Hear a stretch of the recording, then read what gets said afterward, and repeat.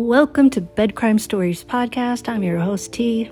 Good afternoon. Do me a favor, please like the video and please subscribe to my channel, Bed Crime Stories Podcast on YouTube and also on TikTok. Turns out Bryan Kohberger discussed the crime that occurred in Moscow, Idaho, known as the Idaho 4, with his students at Washington State University after the crime went down. He told his criminology students that he thought the crime was a one and done, meaning not the work of a serialist. How very interesting that is. So that was well before he was caught. He also had the gall to describe the crime and the murders as horrible, clearly knowing full well that he was the one who committed the crimes. Say psychopaths are highly manipulative. We're also finding out that another professor had to walk a student to her car because she told the faculty that she was afraid of Kohberger. The faculty actually received more than 12 complaints about Kohberger's behavior.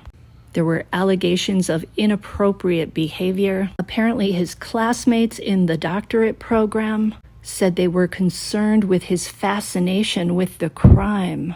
And they said that he often talked about his interest in the emotions and what it would feel like when somebody committed a crime like that. Those are questions that he also put on his survey, which showed up on Reddit, the survey he did when he was at DeSales University in Pennsylvania. There was also another professor on the faculty who spoke to the other professors over Kohberger's potential for criminality. She saw something in him. She said, Kohberger is smart enough that in 4 years, we will have to give him a doctorate. She went on to say, mark my words, I work with predators. If we give him a PhD, that's the guy that in many years when he becomes a professor, we will hear is harassing, stalking, and sexually abusing. Wow, so somebody at Washington State University, where he was studying to get his PhD, saw the signs in Kohberger. Even though his professor at DeSales, Dr. Catherine Ramslin, did not see any of these signs. It seems like once he left the confines of Pennsylvania, where he was living at home with his parents, maybe they were sort of keeping him in check.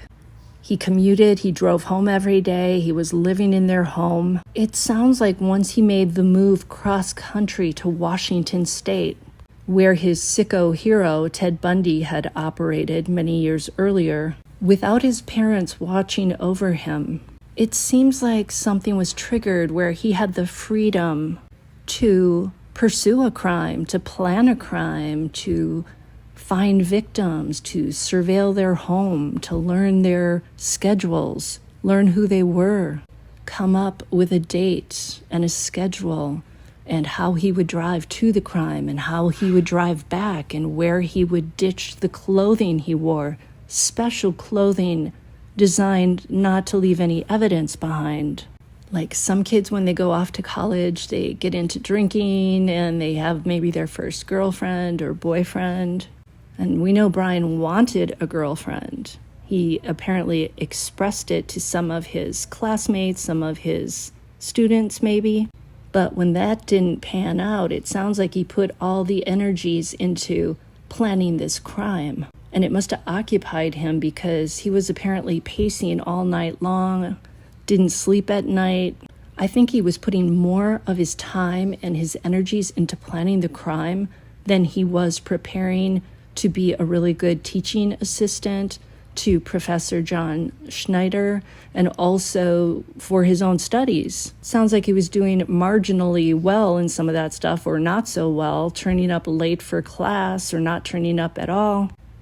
And what he was probably doing was going over to Moscow, Idaho at night and keeping track of what was going on inside of the house. And we know that they did have some weird occurrences over there where they found the sliding glass door open one time.